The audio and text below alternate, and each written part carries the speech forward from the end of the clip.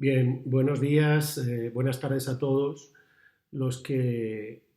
han tenido la oportunidad y también la voluntad de escucharme hoy. Muy agradecido por la invitación y esperando que todos ustedes se encuentren en buen estado y sus familiares de igual manera. Estoy pensando en el tema que voy a tratar de abordar hoy muy brevemente, que se trata de un tema muy genérico y a la vez profundamente complejo y que tiene que ver con el sentido del derecho penal en los últimos tiempos y también con el sentido de la evolución de la dogmática que cuando uno se acerca a Latinoamérica con frecuencia, como yo he tenido la suerte de hacer, pues se da cuenta de que quizá es un tema poco desarrollado en la mayoría de los foros, si bien, como ustedes y yo sabemos, existen extraordinarios penalistas en toda la faz latinoamericana.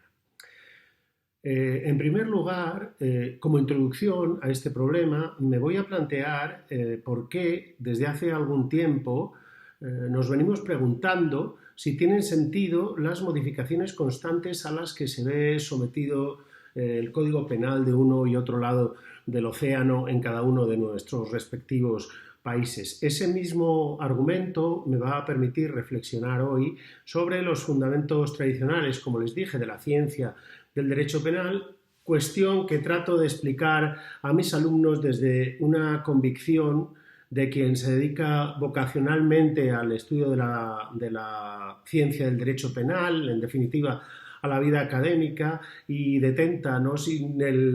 un gran esfuerzo de años, algunas convicciones sustanciales, como ustedes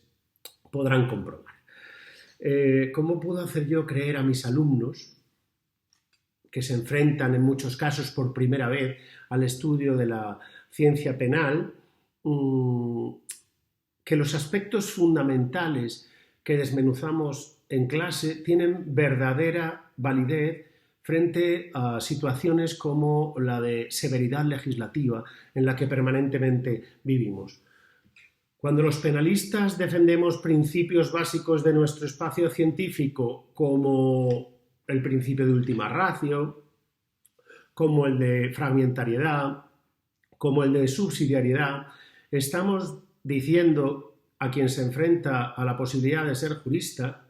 en todas sus múltiples facetas y variables, que el poder sancionador más grave que detenta el Estado, el de aplicación del derecho penal, tiene límites y que estos límites se asientan, y así debe ser, sobre la legalidad y garantizan en ese sentido la seguridad jurídica de todo ciudadano. El derecho penal es, desgraciadamente, y esto creo que debe estar ya superado, un instrumento irrenunciable como posibilidad administrativa de regulación de la convivencia. Y su función consiste, tras los fracasos del resto de instancias sociales, familiares, etcétera, en tratar de garantizar la conciliación, en tratar de garantizar la estabilidad de la propia sociedad. Pero al tratarse de una instancia altamente represiva, una instancia, como todos ustedes saben, poderosamente aflictiva, poderosamente enérgica, debe ejercerse un control sobre ella. Es decir, debe tener limitaciones. Para los que seguimos pensando que es válido un sistema de límites, que es válido y debe serlo un sistema, aunque evolucionado, de garantías del derecho penal, y que ese sistema significa la misma esencia de la función social, el instrumento de la pena solo debe operar, por tanto, ante el fracaso del resto de posibilidades, como hemos señalado. En este sentido, se hace difícil razonar por qué se han de seguir invirtiendo más esfuerzos en política penal que en política social y en política criminal. O por qué no se potencian algunas instancias sociales que favorecen que la delincuencia se reprima. O se modere, mejore, en definitiva, a través de acciones preventivas orientadas a su socialización, en vez de promocionar, como se hace habitualmente, las penas más duras, las penas más largas, las penas más insufribles, que poco tienen que ver con esa proporcionalidad de la que hablábamos al principio este que, a pesar de su nombre y de lo que se interpreta tradicionalmente, queda muy, muy lejos de lo que los políticos suelen vincular a la ley del talión o al ojo por ojo. El uso que del instrumento del control social formal se está haciendo hoy resulta sin duda discutible por ser benévolo, por no decir contradictorio, con la vigencia de estos citados principios, precisamente por no contrastarlo más radicalmente con los propios fines de la pena señalados en las constituciones democráticas y efectivamente también en nuestra Constitución española de 1978. Entre los que nos guste o no nos guste figura la llamada resocialización, cuestión de la que tanto se ha opinado, en la mayoría de los casos sin ningún rigor, sin ningún conocimiento serio, digamos, de la realidad delincuencial, penitenciaria e incluso social, y que sin duda había que replantearse en las condiciones de vida actuales, pero a la que en ningún caso habrá que renunciar. Desde mi respetuoso punto de vista, a lo único que responde toda esta evolución, toda esta serie de campaña de reformas a la que nos vemos abocados desde hace aproximadamente décadas, un par de décadas, o en extremo en la última década, y que responde a una demanda social equívoca, plasmada en ocasiones en puros fenómenos periodísticos, medios de comunicación que son intérpretes a manera sui generis, digamos, de los intereses que la sociedad reivindica o reclama.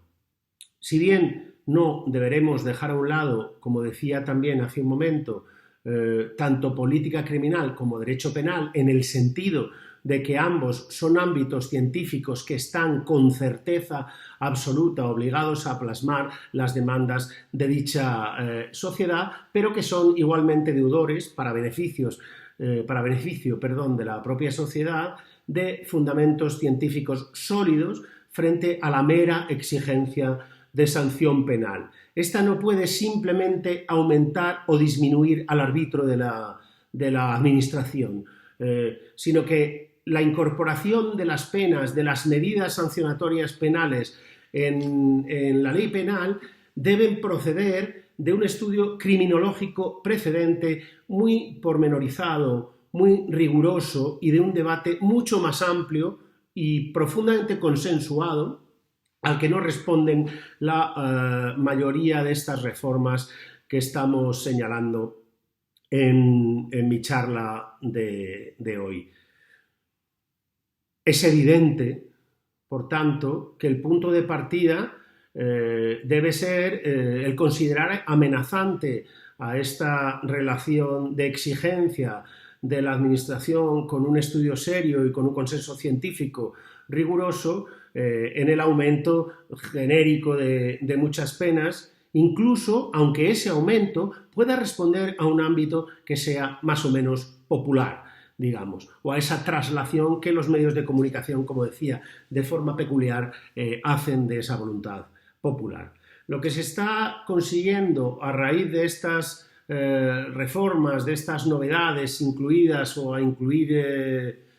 próximamente en los códigos penales, es deshacer, en la mayoría de los casos, como en el español, la uniformidad del código penal, en nuestro caso aún bastante joven históricamente, porque procede su origen de 1995, aunque prácticamente ya nadie lo reconocería respecto a aquel que fue su origen, y que yo quiero criticar hoy en muchos puntos, que seguramente cuando vio la luz ya fue criticado, efectivamente, pero que a día de hoy me hace reflexionar sobre lo bueno del contenido que entonces se incluía en él. El modo con el que se está descabalando la mayoría de los sistemas jurídico-penales resulta antagónico con la seriedad, con la rigurosidad que exigen esos principios iluminadores del derecho penal, del derecho punitivo, que lo hacen incompatible con tan diversas o incluso tan discutibles, como digo, modificaciones. Ayer estaba leyendo en torno a algunos códigos latinoamericanos y me sorprendían, como me sorprendió en su día en respecto al español, algunas de las explicaciones que se ofrecen y se han venido ofreciendo de las modificaciones futuras y presentes, algunas de ellas ya, respecto a algunos delitos en el Código Penal. La mayoría de ellas están respondiendo a una justicia coyuntural, llamémoslo así. Y yo me pregunto, ¿cómo se pueden elaborar códigos penales rigurosos, no en lo severo, en absoluto, solo cuando sea necesario? No olvidemos la aflictividad del Código Penal, que yo creo que a menudo se nos olvida. Podemos recordar precisamente a qué responde nuestro confinamiento de hoy, que es a una situación extraordinaria y todos nos encontramos agobiados. Pensemos a qué responden los confinamientos de los que están cumpliendo penas privativas de libertad y pensemos también que en algunos casos las situaciones son excepcionales. Bien, me refiero, ¿cómo se puede lograr un código riguroso, insisto, no en lo severo, sino en lo preciso, a partir de reformas simplemente provenientes de casos circunstancialmente relevantes? En realidad, creo que todo esto responde al desconocimiento de la esencia del derecho penal, de los fundamentos del derecho penal y del contenido teórico del derecho penal, que ahora simplemente voy a atisbar muy brevemente en esta charla corta en la que hoy participamos tanto ustedes como yo. Miren, desde mi punto de vista, la ciencia del derecho penal ha venido considerándose desde hace ya tiempo dogmática jurídica, así se le llama. Esto quiere decir que estamos hablando de un sistema de derecho positivo. Un sistema de derecho positivo que se basa en esa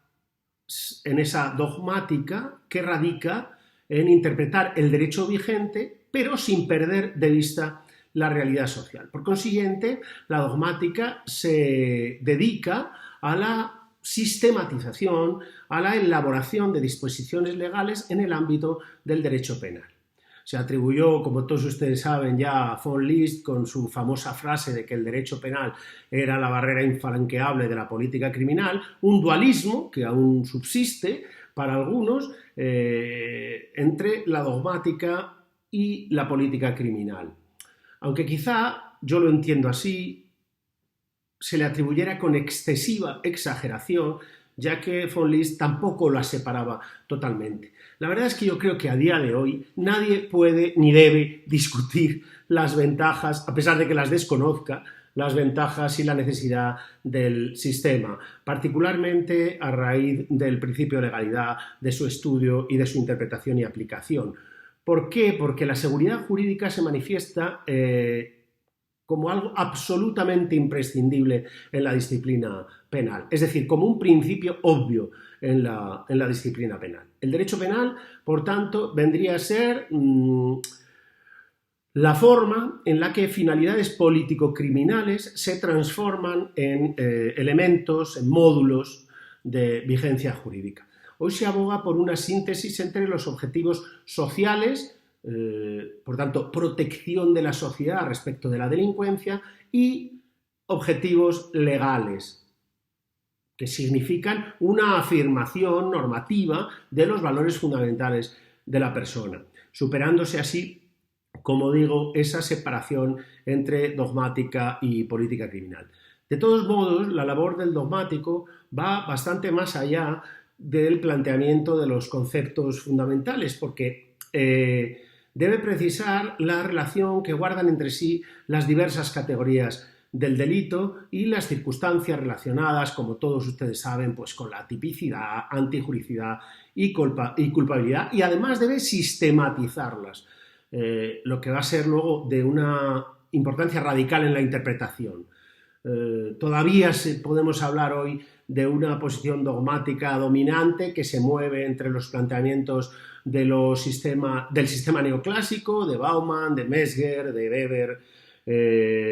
o los planteamientos finalistas de Belsel, de Maurach, de Hirsch o de Strattenberg, entre otros, intentando, por tanto, una síntesis entre el pensamiento teleológico del sistema neoclásico y asumiendo, aunque se rechace la teoría final de la acción en la mayoría de los casos, sus consecuencias, es decir, el traslado del dolo al tipo subjetivo y el rechazo a la concepción ontológica de acción, puesto que muchos entendemos, la mayoría entendemos que el derecho penal solamente se fundamenta en valoraciones. Pero en el último cuarto del siglo XX, por tanto ya de una forma bastante más cercana, se ha venido desarrollando desde ese último cuarto un sistema racional final del derecho penal, debatido y que aún a día de hoy continúa en desarrollo, que ha venido en ser llamado sistema funcional, elaborado entre otros por autores como Schienemann o como Smith y por supuesto por Roxin, suponiendo un sistema teleológico que rechaza el planteamiento finalista y su vinculación ontológica y considera que solo puede y debe guiarse por un sistema de fines en el derecho penal. De otra parte, mientras que en las concepciones neoclásica y finalista el tipo objetivo quedaba reducido a la causalidad, con las teorías teleológicas se hace depender de una imputación de un resultado del tipo objetivo para la realización de un peligro no permitido por el fin de protección de la norma, ampliándose, que es lo trascendente, y como ustedes seguramente conocen, la culpabilidad hacia una categoría cercana a la de responsabilidad. En cuanto a estas ventajas del pensamiento sistemático de las que hablaba y en la que me he detenido brevemente para resumir muy por encima y con algún error por la brevedad el pensamiento penal actual o de los últimos tiempos, sobre esas ventajas del pensamiento sistemático de las que hablaba, querría decir que la dogmática jurídico-penal, en cuanto a que establece límites y define conceptos, posibilita una aplicación segura del derecho penal, sustrayéndolo, por tanto, a la improvisación, a la arbitrariedad, que es precisamente a lo que lleva la situación con la que iniciaba mi discurso breve de hoy. Cuanto más pobre sea el desarrollo de la dogmática, más imprevisibles serán las decisiones de los tribunales, como en su momento señalaban Roxin o Gimbernat, quien afirmaba incluso de forma muy gráfica que de otra manera esto iba a ser una lotería. La reunión y la estructuración de los presupuestos de la punibilidad, de los que no he dicho nada hasta ahora en el sistema, ofrece la ventaja de la simplificación y la ventaja de seguir una dirección adecuada en el momento concreto. Por ejemplo, la diferencia o la clasificación de causas de exculpación o de causas de justificación. Por tanto, el orden sistemático del que hablo, el orden elaborado teleológicamente, colabora sin duda a la racionalidad de la aplicación del derecho, a una mejor elaboración y desarrollo del mismo, garantizando por fin los derechos fundamentales y acercando lo jurídico a la realidad, precisamente por sobrepasar el derecho positivo. Las constituciones democráticas significan líneas directrices para los operadores jurídicos y constituye el límite fundamental al poder punitivo del Estado. Es verdad que no solo hay ventajas. Puede que las conclusiones deducidas del sistema no sean las adecuadas desde el punto de vista político-criminal.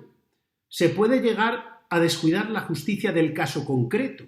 y a que la solución del problema o las deducciones sistemáticas vayan cada uno por su lado, corriéndose, por tanto, el riesgo, que es el que tenemos con nuestra dialéctica a veces los penalistas,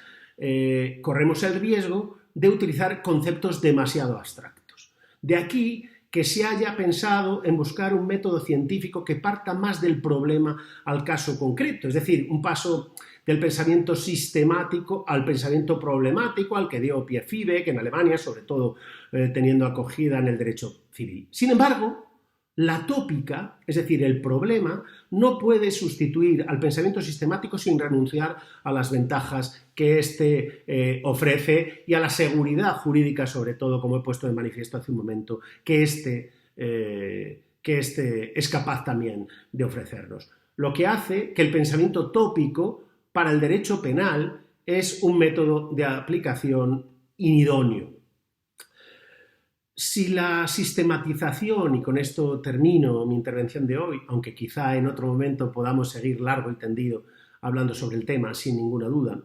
si la sistematización se realizara desde el punto de vista del daño social, valorando ese daño social, y desde la culpabilidad como responsabilidad orientada a los fines de la pena, y no un sistema conceptual de definiciones abstractas, el sistema sería más flexible, el sistema sería o será más cercano a la vida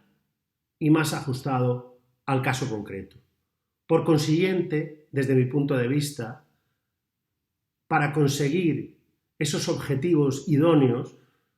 tenemos que acudir a un sistema como elemento irrenunciable de un derecho penal propio de un Estado social y democrático de derecho. Muchísimas gracias por su atención. Sigan bien, cuídense mucho, quédense en casa. Un abrazo muy fuerte desde España.